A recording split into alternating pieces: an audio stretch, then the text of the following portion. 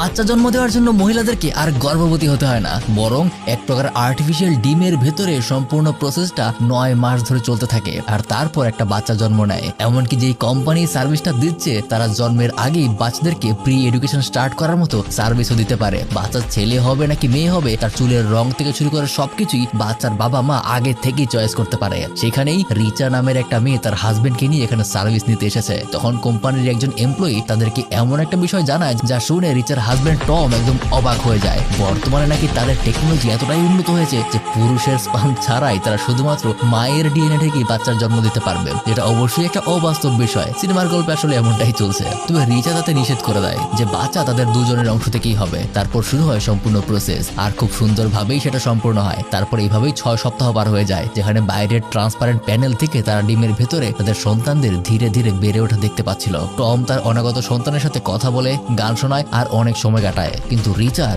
এই বিষয়গুলো কিছুটা খাপছাড়া লাগছিল, কারণ সেদিন এক মেয়ের সাথে তার দেখা হয়েছিল যে প্রকৃতিগতভাবেই তার গর্ভধারণ করে তার সন্তান জন্ম দেবে। সেখান থেকেই সে বুঝতে পারছিল সন্তান তাদের হলে কি হয়েছে। সেই সন্তানের সাথে রিচার কোনোভাবে কানেকশনটা তৈরি হচ্ছিল না। তারপর আরো কিছুটা দিন পার হয়, তারা দুজনে সেই কোম্পানিতে ঘুরে দেখতে যায়। সেখানে আর্টিফিশিয়াল ভাবে জন্ম নেওয়া 5 থেকে 10 বছরের কিছু বাচ্চারা ছিল। তবে প্রতিটা বাচ্চার ব্যবহারই কিছুটা অস্বাভাবিক। তার নিজে থেকে কোনো কিছু করতে চায় না, সব কাজ রোবট দিয়ে করায়। এমনকি তাদের মা বাবা বলে তাদের সন্তানেরা নাকি জন্মের পর থেকে কখনো ঘুমের মধ্যে স্বপ্নও দেখেনি। এমনকি কোনো বিষয়ে কিভাবে রিয়েক্ট করতে হয় সেটাও তারা মাঝে মাঝে জানে না। আর এই সকল বিষয় জানতে পেরে বাড়িতে এসে তারা দুজনেই আফসোস করতে শুরু করে যে ভুল কিছু করে ফেললো না তো। তবে টম তাকে জানায় যে চিন্তা করো না, তুমি আমাদের অনাগত বাচ্চার সাথে সময় কাটাতে শুরু করো, তাহলে তুমি তার সাথে অবশ্যই কানেক্ট করতে পারবে। তাই তারপর থেকে রিচা সেই আর্টিফিশিয়াল ডিমটাকে নিজের সাথে নিয়ে ঘুরতে শুরু করে, তার সাথে সময় কাটায়, এমনকি তাকে নিয়ে অফিসেও যায়। কিন্তু তার ম্যানেজার তাকে জানিয়ে দেয় যে এই আর্টিফিশিয়াল পড নিয়ে কাজ করতে পারবে না, তাই তাকে এখানে রেখে তার কাজে ঢুকতে হবে।